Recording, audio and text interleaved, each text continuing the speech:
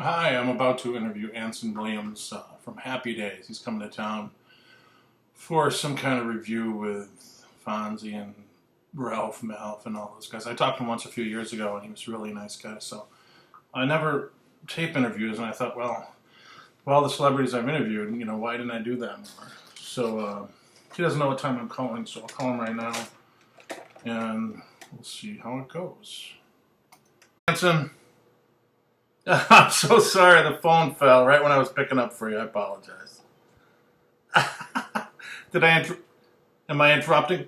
Am I interrupting a lot today? No, I'm always busy. No, it's great. It's that time of day. Well, thanks. I won't take long. I really appreciate it. So I want to say one thing off the bat that my condolences for Gary Marshall. Oh, thank you. Well, I had the opportunity to say goodbye, and without Gary Marshall, we wouldn't be talking today. Right. But what an amazing. But this man's going to live large for eternity. Right. I mean, all the people that he gave careers to, talk about pay it forward. Right. Because all of us pay it forward, and they pay it forward. So he's forever, and the entertainment he produced, wrote, directed. That's forever. I mean, what a fantastic life. What a contributor to the betterment of people. But he really seemed like a good guy. He's a rare person in this business.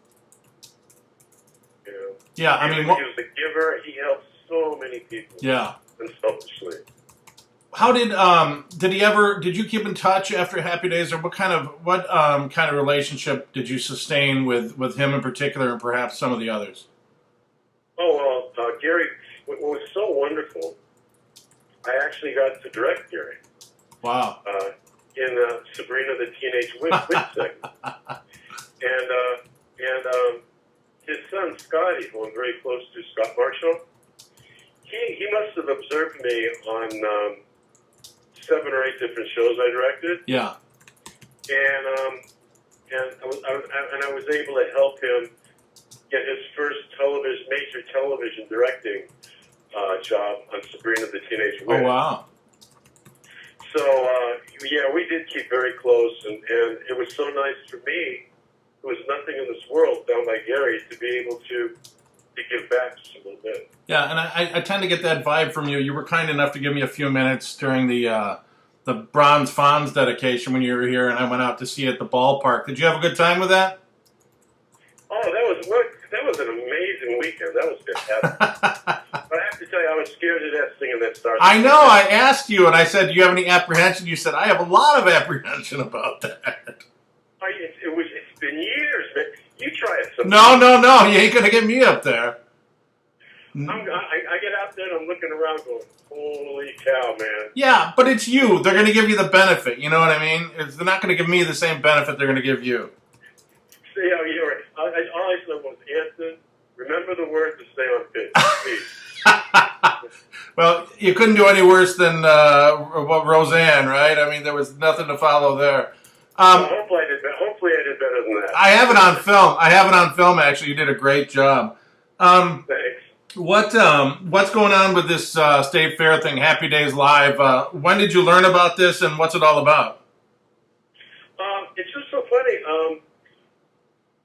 Don Most and I, right now, I've been primarily directing for the last almost 30 years. Sure. And then I also own a thriving product business. Okay. That takes me all over the world. Okay. We were on QVC for a decade. I mean, I'm an entrepreneur and a an entrepreneur, director, and also motivational speaker. Wow. And then aside from that, they asked Don Most and I, a women's group, to do a talk about Happy Days. And so we did it. And it became a very successful situation. We did lots of these different lectures, talks about Happy Days. But more than that, we went into our lives, and we made it a little motivational, and it just became a very entertaining talk. Right. And one day, one of the women from the audience yelled out, "Sing a song!" So Don and I looked at each other, and we ad-libbed the song. No tracks or anything, and they went crazy. Oh my gosh. maybe we should put a couple of songs in the show. You know, 'cause, I used to sing on Happy Days. Of course. I was a big performer. I remember that. Yeah. So we put some tracks in, and then it started progressing, and then we had this idea for Happy Days live show. Because, especially with the turmoil in the world now and all this, I thought, wouldn't it be great to bring people back to Arnold's for a day? Just the best of times, and maybe just let them enjoy, just good feelings for 90 minutes. Right. I think not only would it be a great show, I think we can also inspire a lot of people with this. We talked to Henry Winkler, and he loved it, so we put the show together called Happy Days Live, where I sing and Donnie sings, and we have a lot of rap pack kind of dialogue. And Henry brings all these videos, and he's a great speaker, so he combines the videos with talking. So we created this 90-minute show of music, conversation, and audience participation. Fun. And you'd never done this before? I'm surprised it hadn't been done before. This is going to be the first one. Isn't that funny? Wouldn't you have thought this would have been done a while back? What's that? Wouldn't you have thought this would have been done a while back? Well, the thing is, we all got so busy on our other careers. Yeah. And I was, I was doing totally other things, and then it kind of came back around again. And then Happy Days still hits people's hearts. Still is this positive fabric around the world. Yeah. Yeah. And it really is. And then it started on MeTV again and on Hulu, and the popularity came back. Right. And then it's kind of we weren't looking to do it. It came around spontaneously. Yeah. As I mentioned, and one thing led to another, and here we are. We're premiering it at our home, Milwaukee, Wisconsin, and it's we're having it'll be fun. It'll be fun because it'll be the first time. But, well, yeah, it sounds great. It should be great. Honestly, it should be just a heck of a great time. Now, a lot of people are doing them. Mel Brooks is touring with his history. Other people are touring a lot more of this. And have you noticed that other artists are touring with their, for Mel Brooks to go around the country doing this thing? I'm talking recently. So it's kind of the temperature of things right now, it seems. Well, in our show is a little different than Mel's show. His is more retrospective and all Right. that. Right. Ours is a full-out concert, with video and all that. Yeah. And we have a live band. So, but yeah, I think there's something, there's something about, especially Mel Brooks and and Dick Van Dyke and Jerry Lewis. Yeah.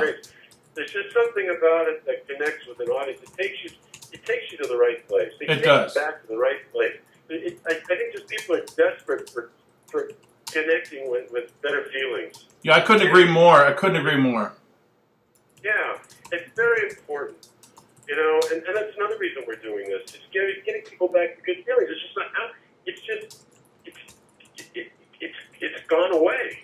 Well, I hate to turn to cell phones and that, but we're vivisecting the relationship. We sat around the television and watched you guys. That's not there anymore. Yeah. That's not there.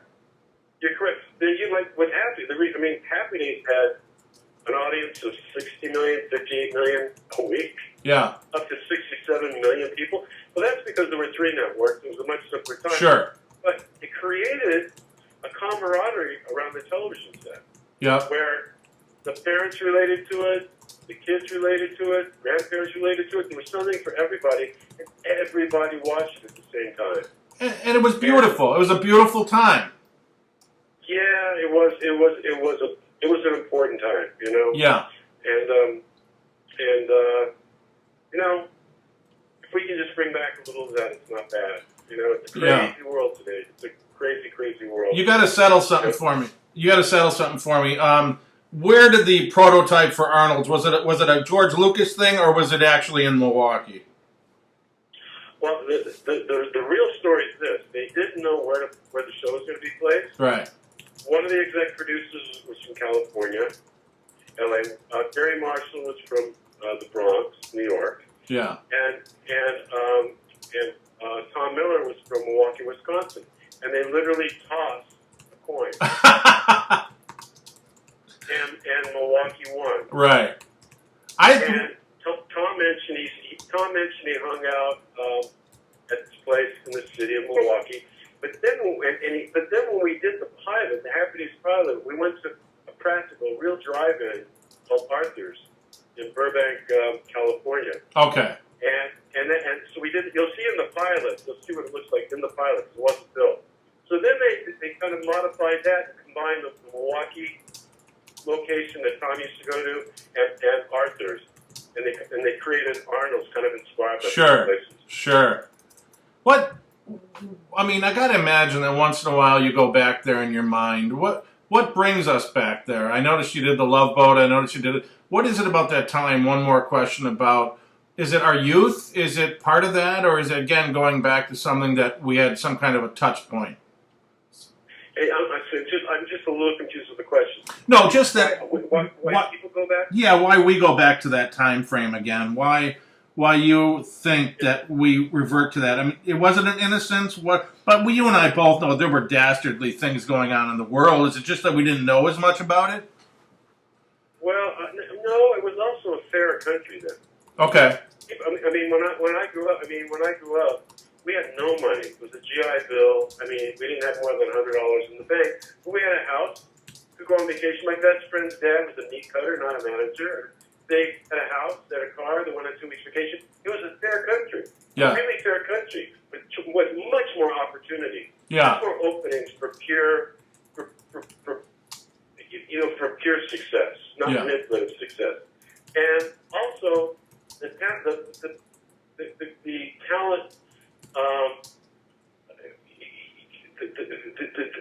the real talented people back then had a worldly life, and when they wrote from experience, and there's something about what they created, whether it's Gary Marshall or Norman Lear or Mel Brooks, there's an it factor to those men and women, and it connects with people. Yeah. Feeling. It's not meant. It's just a feeling, and it comes from a tremendous amount of worldliness, experience, ups, downs, whatever. Huge talent, and that resonates forever. We go back to these shows because they connect. It's something beyond the show. There's an it factor to those shows. They hit your chemistry. It's weird that you should. So right. Can I tell you that I'm 50, soon to be 55, and it's going to sound really stupid, but I'll go up to watch Netflix, and you know what I watch? Andy Griffith's show. Yes. What does that mean, Anson? Why am a 55-year-old man who's not square, who's not all those things? What is it about the Andy Griffith show? My daughters make fun of me. You know what? Because it's the basic human needs. It's down to people with people. It's so simple and correct. And it's the basic needs of human beings. And right. It's clear and it's concise and it's simple. I mean, I just realized the Ron Howard connection. I honestly wasn't even thinking of that. But you're right. There was something in every episode that, you know, and the comedic genius of Don Knotts and the chemistry. I read a biography on those two, but and I guess Andy had kind of an interesting life too. But you're right. Every show there's that nugget of goodness. Yes, and it connects, and it's honest. Yeah, and it connects with you, and it's what we need as human beings. It's so clear, and you go, ooh, and they understood human nature so well. Yeah. Too much entertainment today, and it also took the best of us, not the worst of us. You know, we all have a dark side, we all have a light side. Right. We can be sold either way. You know, we can be sold, you know, an acquired state of mind, or we can be sold an inspiring state of mind. Right. We can go either way. It's easier to sell the dark. Well, you know, programming has gone way dark, and we're losing, and we're just overridden with dark. Well, that's going to change. You know, you are what you think. Yeah, I agree. It desensitizes you, it unbalances you, it confuses you, and it makes, you know, and it's you kind of lose yourself. You lose who you are. What's your purpose? Well, my daughters can go online today, your daughters, your kids, or whatever. They can go online and see a reporter being murdered. They can watch porn. They can watch all this stuff. And I got to believe it's taking some core values away from them. Some core values. Look at at the world today. Yeah. Look at it. Look at it. What, United States Kardashian? Really? It makes me ill. It makes me ill. We've taken the soul out of everything. That's okay. This started years and years and years ago. When all of the yellow journalists that came in, Springer shows, the show started off, kind of slow, and it built, and then large media companies got involved. I mean, on Yahoo, what's trending? You can have the cure for cancer tomorrow, but if Kim Kardashian's boob comes out, trust me. Oh yeah, that's back page. People are gonna die. That's back page. Yeah. And I unfortunately don't see that ebbing anytime soon. No. It used to be where Walter Cronkite was kind of the front and center. Absolutely. Right? And the tabloids were back of the bus. Right. Now the tabloids are front and center. Walter Cronkite's back of the bus. Well, the Milwaukee Journal-Sentinel, just the other day, it was purchased by Gannett, which tells you everything you need to know. And so we've now lost the last bastion of journalism. And nobody gives a crap anymore. It's about the Kardashians. It's about all these things that they want us to care about. I know. And everyone wonders why history repeats itself. Well, that'll never happen again. Oh, you're damn well it'll happen again. Well, you know what? And let's not get political, but this Trump thing is truly sociologically interesting. Oh my God. This is scary. It's not even political. This is a huge example of what I'm saying. You think things are going to get dark? Yeah. It happens. Right. We're in the middle of it. A guy like that, forget him. Just the idea that how many millions of people are actually going to check his name, that's the problem. What the heck, man? It should blow your mind. No, it's not Trump. It's us. We're angry. We are the problem. Yes. We are the problem. Yeah. He beat 17 other people. We put him there, man. I didn't put him there. I sure didn't put him there. Well, all right, then I have to ask you, were you surprised when Scott Baio supported him? Yes.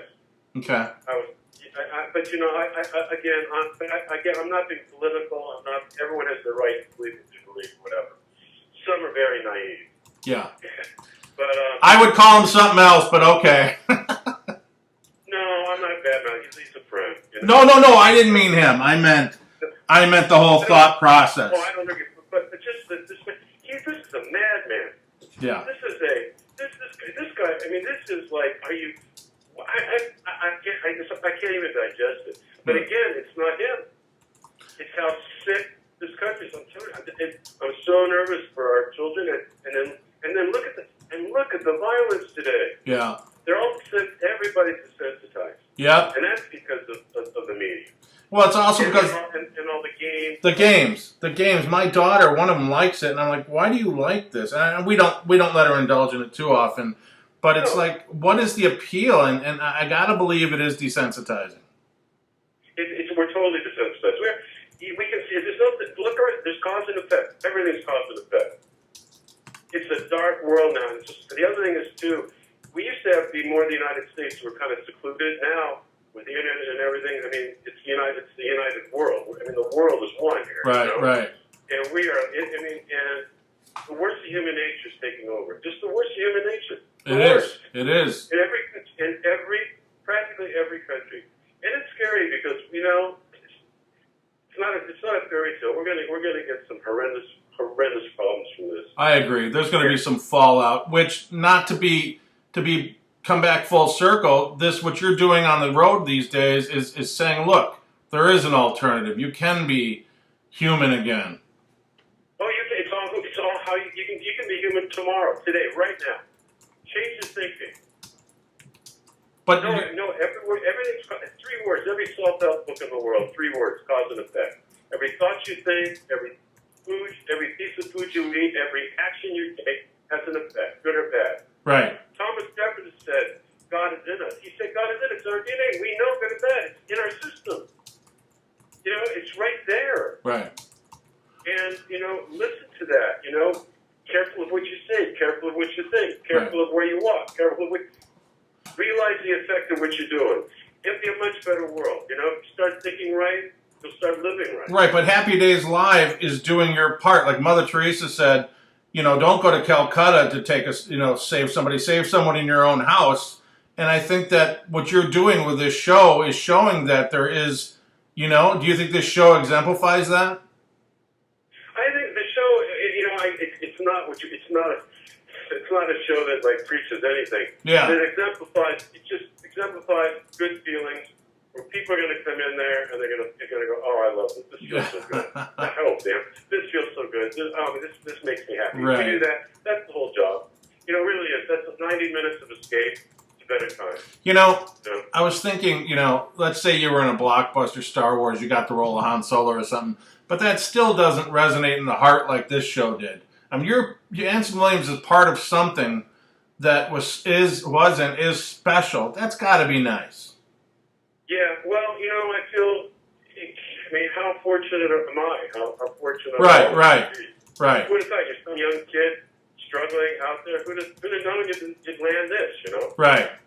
And it shaped your... You'd land this with teachers like Gary Marshall and Ron Howard. Who were you... known that we would have these friendships for over 40 years. Who were you most, I don't want to say intimidated by, but who did you work with in your career? I know you worked with Betty Davis, but going back to the Happy Days, what was one individual that you were like, wow, I'm going to learn a lot from this person?